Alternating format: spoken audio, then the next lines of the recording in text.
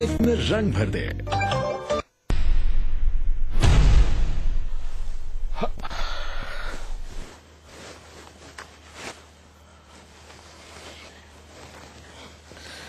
रेनकुल इधर ही है? हाँ, बोलता तो यही है। तो कहाँ है? मिलवाता क्यों नहीं है? वो ठीक तो है ना?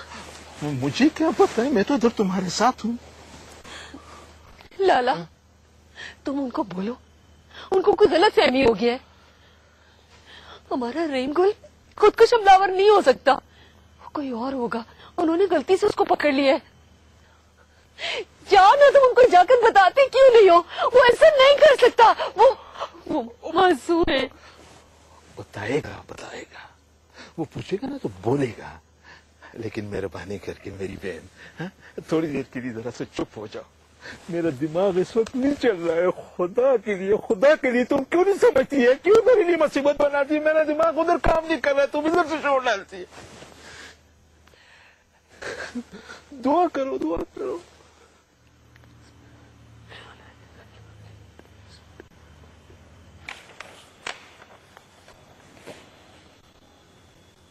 तुम्हारा नाम सज्जाद है? जी साहब। मेरा भी है। घबराओ नहीं, बैठो। मैं बताया कि तुम्हें रहीम गुल की वजह से यहाँ लाया गया? साहब, मैं उसके पैसे वापस कर दूंगा। पैसे? कैसे पैसे? साहब, वो एक दफा मैंने उससे उधार लिया था। साहब, कसम से वापस कर दूंगा, मुझे जाने दें। कितने पैसे थे? 400 रुपए।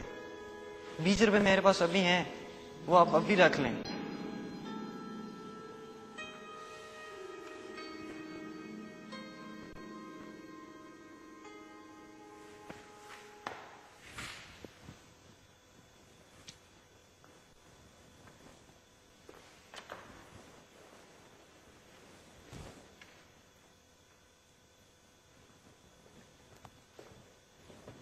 मैं भी उसे इतना ही खतरनाक समझता हूं जितना कि वो पहले था। वो पहले इस्तेमाल हुआ, आइंदा भी इस्तेमाल हो सकता है। धमाका करने ना करने के दरमियान सिर्फ एक लम्हा ही तो होता है। हो सकता है अगली बार वो कमजोर ना पड़े। उस एक मोमेंट, एक लम्हे पे ही तो मेरा थीसिस खड़ा। और मैं उस एक लम्हे के इंसान को एक मौका जरूर देना चाह रहा हूं। तुम लोगों को पता ही नहीं चला कि तुम्हारा बच्चा किन लोगों के हाथे चल गया, कितने खतरनाक और खौफनाक खेल का हिस्सा बन गया वो। सो रहे थे तुम, या शायद खुद भी इसी का हिस्सा हो। नहीं सरकार, मुझे कुछ पता नहीं है। मैं तो उधर दुबई में होता हूँ, इस इत्तला पर इधर आया हूँ जी। मेरी तो नौकरी भी खतरे में है। रहीम और उसकी माँ यहाँ रहते हैं। मुझे कुछ पता नहीं है यहाँ क्या चल रहा है जी। तुम्हें अपने बेटे में कोई तब्दीली महसूस नहीं हुई? कैसी माँ हो तुम? माँओं को तो फौरन पता चल जाता है। बस आखिरी दिनों में चुप चुप सा रहने लगा था, कुछ नहीं बोलता था, बस मेरी तरफ देखता रहता था, कुछ भी नहीं बताता था मुझे। साची, अब गलत फहमी हुई है। मेरा बच्चा ऐसा नहीं है, वो तो बहुत मासूम है। वो क्रिकेट बहुत अच्छा खेलता था, हम लोग उसे शाहिद अफरीदी बोलता था। वो इतना बड़ा बड़ा छक्के मारता था। फिर एक दिन उसने क्रिकेट छोड़ दिया, बोलता था ये काफरों का खेल है।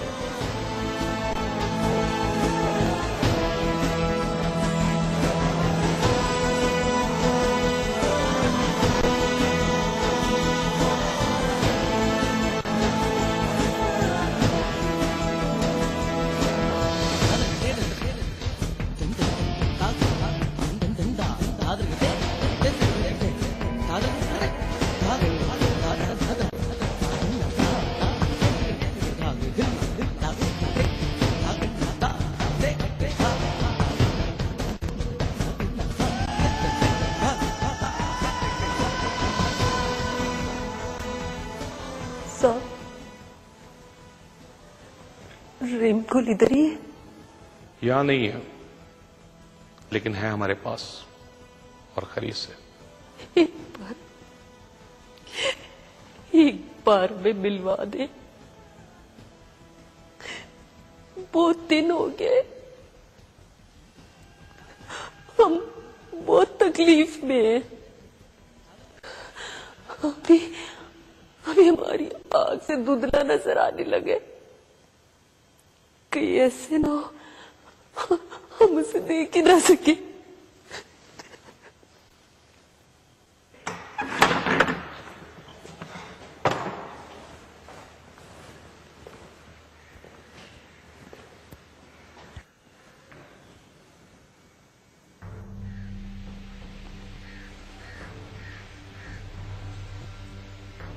साहब मैंने बुरा काम सोचा था, किया नहीं है, मेरा क्या बनेगा? अभी कुछ कह नहीं सकता। आपको नहीं लगता मैं सच बोल रहा हूँ?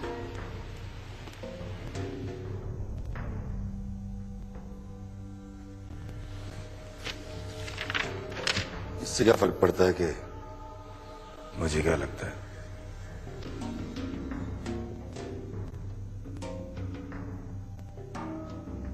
तुम जहां तक पहुंच चुके थे, जहां से लौट के आए हो,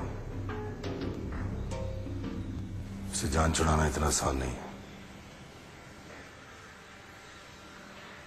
मां से कभी मिल सकूंगा?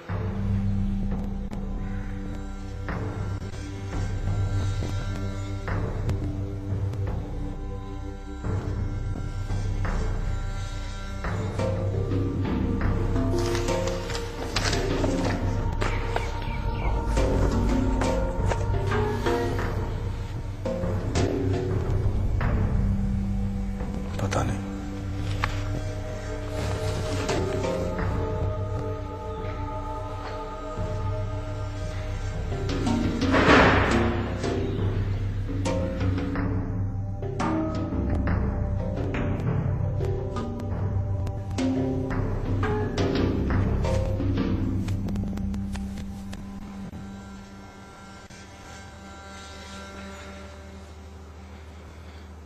सो सजाद, कल हमें अपनी फाइंडिंग्स सबमिट करानी है। किस नतीजे पर पहुंचे हो?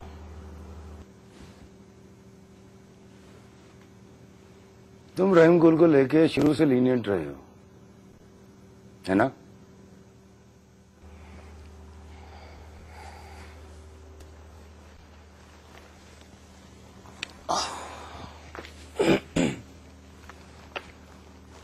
तुम्हें पता है सजाद, ये जो रहीम गुल जैसे लड़के हैं ना, ये हमारी सोसाइटी के वल्नरेबल एलिमेंट का नुमाइंदा है। छोटी उम्र, कच्चा जहन, हाईली एक्सप्लॉइटेबल, बहुत ही आसान हदफ। जो इन तक पहले पहुंच गया उसने इनको इस्तेमाल कर लिया। अनफॉर्चुनेटली हमने ध्यान नहीं दिया, उन्होंने दे दिया। हमने छोड़ दिया, उन्होंने पकड़ लिया। मेरी तो बस यही फाइंडिंग्स हैं, और फिर गलतियां कोताहियां तो हमसे ही बहुत हुई हैं। मेरे ख्याल में इसको एक मौका मिलना चाहिए। What do you think? मैं हमेशा से ऐसे लोगों के साथ किसी भी किस्म की रियायत बरतने के हक में नहीं रहा। लेकिन यार तुमने ठीक कहा था।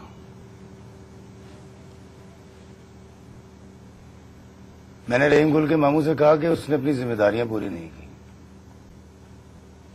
तो उस सादे से नीम ख्वांदा शख्स ने कहा हाँ शायद नहीं की,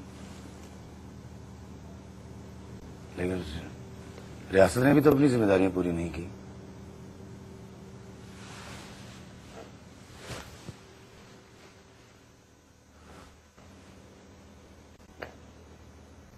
उसने मुझसे कहा कि वो गुलबाज जैसे लोगों का क्या कर सकते हैं, जो बोली उन जैसी बोलते हैं, दिखने में उन जैसे रहते हैं, उनके साथ हैं।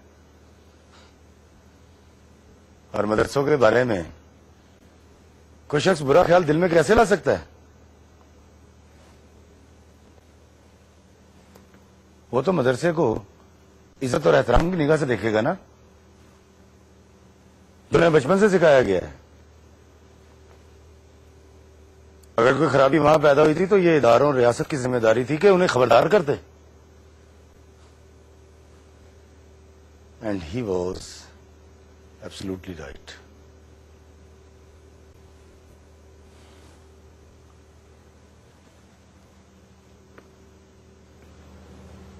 वो टूटे फूटे लफ्जों में ये सब कुछ कह गया और मेरी बेतहाशा वसी वोकैबुलरी में कोई एक लफ्ज ऐसा नहीं था जो मैं जवाब के तौर पे इस्तेमाल कर सकता।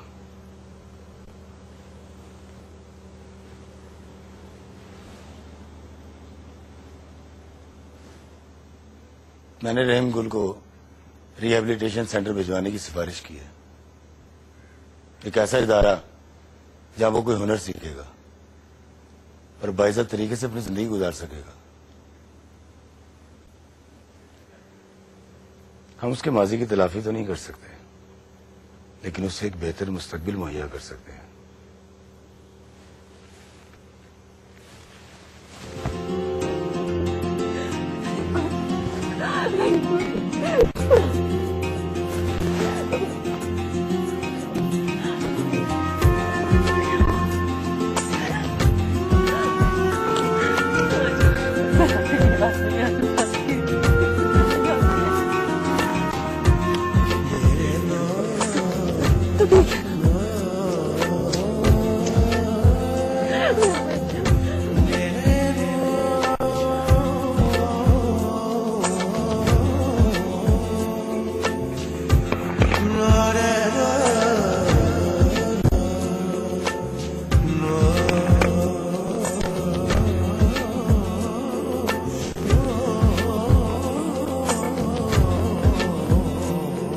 मैं अपने जैसे बहुत से साथियों के साथ इस सेंटर में अपनी बिखरी हुई जिंदगी समेटने की कोशिश कर रहा हूँ।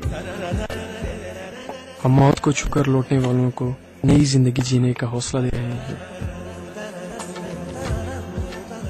आज हम में से कोई एक भी ऐसा नहीं जो मरना चाहता हो।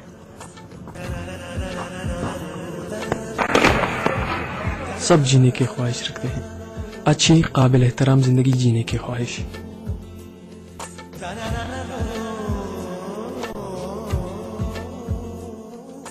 और आज मैंने जिंदगी को बड़ी मजबूती से थाम रखा है।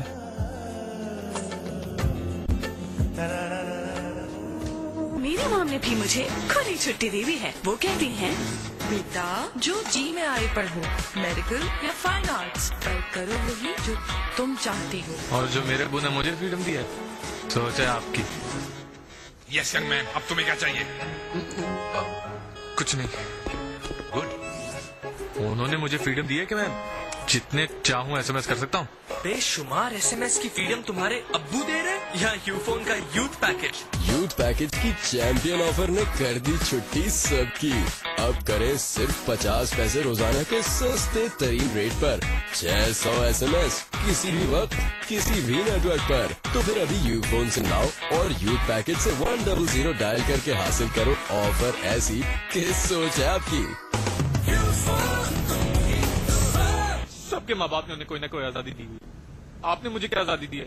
तुम जब चाहो जितनी देर चाहो अपने कमरे में बंद होके पढ़ सकते हो, मेरा कहना मान सकते हो, मेरे बनाए हुए उसूलों पे अमल कर सकते हो। और तुम्हें कितनी आजादी चाहिए? हाँ, ये तो मैंने सोचा ही नहीं। सके क्या कभी जो